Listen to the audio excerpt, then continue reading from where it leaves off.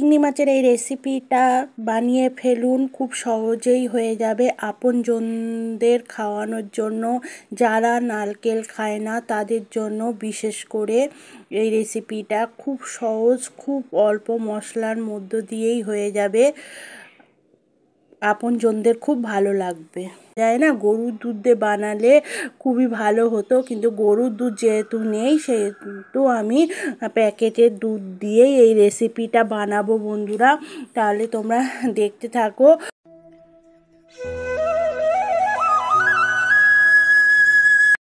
বন্ধুরা, তোমরা কেমন আছো? আশা করছি তোমরা ভালো আছো, আমিও ভালো আছি। একটা নতুন দিনে নতুন ভিডিও নিয়ে আবার তোমাদের সঙ্গে চলে আসলাম।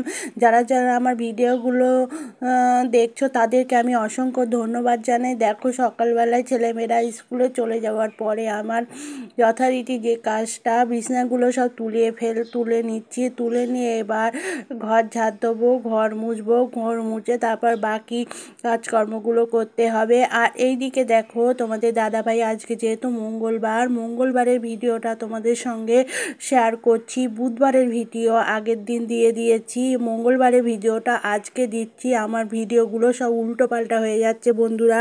তোমাদের দাদাভাই কিছু চিংড়ি মাছ নিয়ে এসছে। দেখো, সেই চিংড়ি মাছগুলো বাজার থেকে কেটে নিয়ে এসছে। তাহলেও বাজার থেকে কেটে আনলেও সুর আর পাখনাগুলো ফেলিনি বলে সেগুলো আমি আবার কেটে পরিষ্কার করে নিলাম। আর এদিকে কিছু মোরলা মাছ নিয়ে এসছে, আর ভেটকি মাছ নিয়ে এসছে। আজকে যেহেতু মঙ্গলবার করে আমাদের তোমার মাছের বাজারটা হয়, আর রবিবারে মাংসটা নিয়ে আসে। আর সোমবার তো আমরা নিরামিষ খাই, ওই জন্য সোমবারে কিছু আর আনে না, আর রবিবারে মাংস নিয়ে আসে। মাংসটা আমি ধুয়ে টুয়ে রেখে দেই। আর মঙ্গলবার করে মাছের বাজার নিয়ে আসে, ওই দিন আমি মঙ্গলবারে মাছটা সব ধুয়ে রেখে দেই। রবিবারে মাছ আর মাংস দুটোই একসঙ্গে আনে না, আগে আনতো, কিন্তু আমার আনলে খুব অসুবিধা হয়, কেননা সব মাছ ধুয়ে রাখতে খুবই অসুবিধা হয়। তারপরে তোমার মাংস, চিকেন তো বিশেষ করে চিকেন এত নোংরা থাকে বন্ধুরা, সেগুলো তো পরিষ্কার করতে হয়। আর একা হাতে কাজ করতে গেলে যে কত কষ্ট হয় সেটা তো তোমরা সবাই জানো বন্ধুরা, সেটা তো নতুন করে বলতে হবে না। এইদিকে দেখো, ভেটকি মাছটা ধোয়া হয়ে গেছে, মোরলা মাছটা ধোয়া হয়ে গেছে, চিংড়ি মাছও ধোয়া হয়ে গেছে। আজকে চিংড়ি মাছের একটা রেসিপি বানাবো, আর ভেটকি মাছটা মোরলা মাছটা দেখতেই পেলে টিফিন বাটি করে। আর কিছু তেল নিয়ে এসে, মাছের তেল, উচ্ছে চচ্চড়ি খাওয়ার জন্যে, সেই তেলটাও পরিষ্কার করলাম, করে সব কিছু করে টোরে রেখে দিয়ে চ্যান ট্যান করে আমি চলে এসেছি রান্নাঘরে রান্না করতে। দেখো, চিংড়ি মাছের যে রেসিপিটা বানাবো আর সেটাই আমি তার জন্য আমি মশলা করে নিচ্ছি। দেখো, মশলা কিছুই না, জিরে, আদা, রসুন আর টমেটো, এই চারটে জিনিস আমি এতে বেটে নিচ্ছি মিক্সচার মেশিনে মশলাটা আগে করে নিচ্ছি। করে নিয়ে তারপর আমি চিংড়ি মাছের রেসিপিটা বসাবো বন্ধুরা। আর এই দিকে দেখো, ইঁচড় নিয়ে এসেছে, আমরা যেটাকে বলি গাছপাঠা। আমরা ছোটোবেলায় আমার ঠাকুমা, দিদা, মাদের মানে বলতে শুনেছি গাছপাঠা বলে। আমি আগে জানতাম না গাছপাঠাটা কী জিনিস, তারপরে আস্তে আস্তে জানতে পারলাম যে গাছপাঠা। আর এইদিকে দেখো, চিংড়ি মাছের রেসিপিটা কিন্তু আমি সম্পূর্ণ আমুল দুধ দিয়ে করব। আমুল দুধের প্যাকেটটা সেই জন্য বের করে রেখে দিয়েছি। যারা তোমরা দেখো, আমুল দুধটা আমি এক বাটি নিয়ে নিয়েছি, প্যাকেটের দুধ। আর যারা নারকেল দুধ দিয়ে চিংড়ি মাছের মালাইকারি খাও না তাদের জন্য এই রেসিপিটা খুবই ভালো খেতে লাগে। তোমরা বুঝতেই পারছো, আমি চিংড়ি মাছের মালাইকারি বানাবো প্যাকেটের দুধ দিয়ে। কেন, এখানে তো গরুর দুধ খুব একটা শহরে পাওয়া যায় না, গরুর দুধ দিয়ে বানালে খুবই ভালো হতো, কিন্তু গরুর দুধ যেহেতু নেই সেহেতু আমি প্যাকেটের দুধ দিয়েই এই রেসিপিটা বানাবো বন্ধুরা। তাহলে তোমরা দেখতে থাকো, ভালোই লাগবে রেসিপিটা। যারা নারকেল খাও না, আমার মতো মানুষ যারা আছো, আমি নারকেল খেলে সহ্য হয় না, তারপর তোমাদের দাদাভাইও নারকেল খেলে সহ্য হয় না, ওই জন্য আমি চিংড়ি মাছের মালাইকারিটা সবসময় প্যাকেটের দুধ দিয়েই আমার ছেলে মেয়েদের বানিয়ে দেয়। খুব অল্প মশলা দিয়ে, সামান্য মশলা দেই আর দুধ দিয়েই বানাই, খুব তাড়াতাড়ি হয়ে যায়।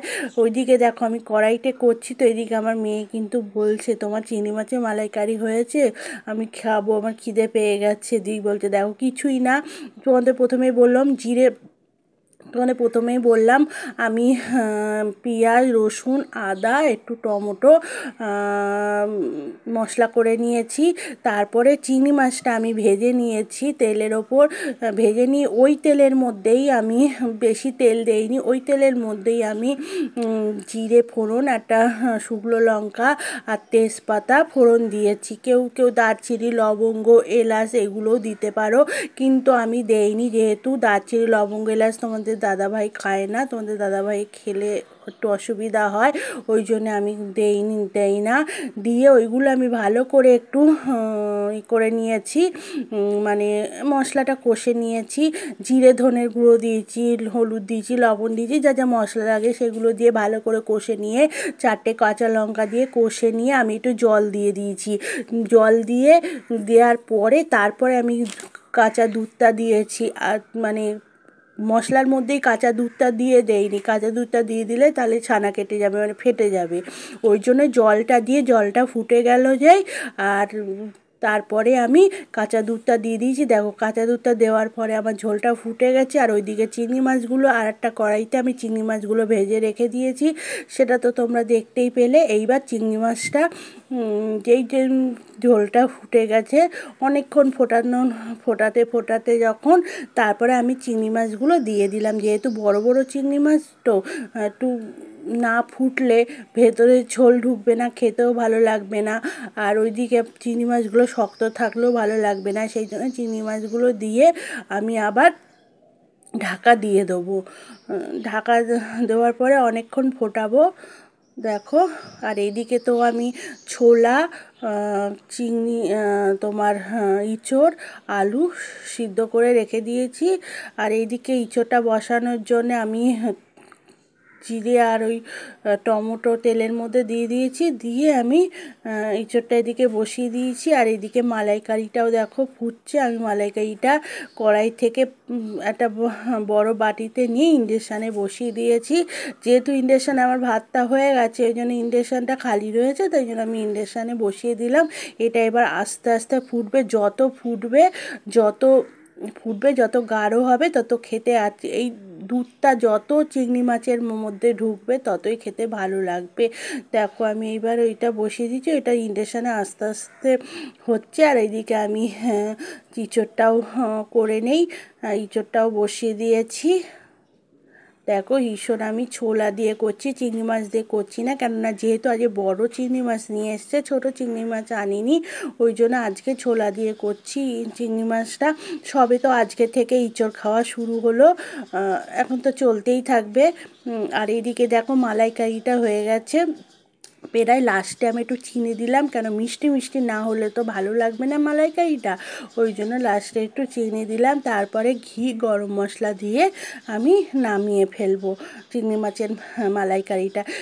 আমি চিংড়ি মাছের মালাইকারি দুধ দিয়েই করি বন্ধুরা, আমি নারকেল দুধ দিয়ে করি না, কেননা নারকেল দুধ দিয়ে অনেকেই পছন্দ করে না, আমি নিজেই পছন্দ করি না, কেন আমার নিজের নারকেল দুধ দিয়ে খেলে খুবই অসুবিধা হয়, শরীরটা খারাপ হয়ে যায়, ওই জন্য আমি নারকেল দুধ দিয়ে খুব একটা চিংড়ি মাছের মালাইকারি করি না। আমি প্যাকেটের দুধ দিয়েই মালাইকারি করি, নাহলে আমুল দুধ কিনে নিয়ে আসি। আমুল দুধের যে প্যাকেটটা পাওয়া যায়, মানে গুঁড়ো দুধটা, কোনো সময় আমুল দুধের যে গুঁড়ো দুধটা পাওয়া যায় প্যাকেটের, ওইটা দিয়ে করি, আর নাহলে এই আমুল দুধের মানে প্যাকেট দিয়ে করি। দেখো লাস্টে ঘি গরম মশলা দিলাম, দিয়ে এবার আমি চিংড়ি মাছের মালাইকারিটা নামিয়ে ফেলবো।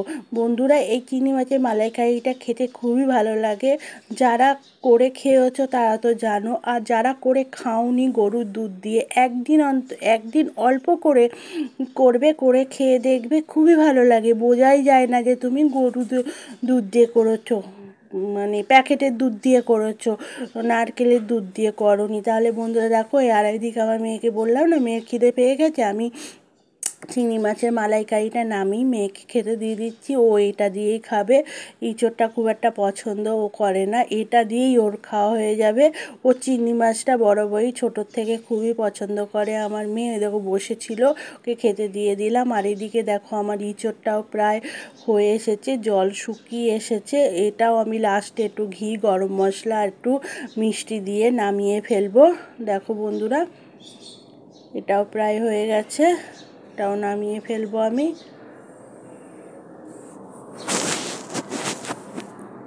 ভিডিওটা কিন্তু আমার শেষের মুখে। আমি এই পর্যন্তই ভিডিও করেছি, এরপরে আমি আর ভিডিও করিনি। এটা আমার মঙ্গলবারের ভিডিও, বুধবারের ভিডিও বুধবার দিনই শেয়ার করে দিয়েছি। মঙ্গলবারের ভিডিওটা আজকে শেয়ার করছি বন্ধুরা, শুক্রবারে শেয়ার করছি। কেন আমি একদিন বাদে একদিন ভিডিও দেই, তো ওই জন্যে বুধবারের ভিডিও বুধবার দিন চলে গেছে, আর মঙ্গলবারের ভিডিও শুক্রবারে যাচ্ছে। যাই হলো বন্ধুরা, দেখো লাস্টে ঘি, গরম মশলা দিয়ে আমি বানিয়ে ফেললাম ইঁচড়টা। দেখতেই পাচ্ছ ইঁচড়টা আমার হয়ে গেছে, দেখছো ইঁচড়টা আমার হয়ে গেছে। এই ইঁচড় আমাদের প্রথম আজকে এসেছে, যে এরপর তো থাকতেই থাকবে। তাহলে বন্ধুরা, ভিডিওটা এখানেই শেষ করছি, আবার নতুন ভিডিও নিয়ে চলে আসবো।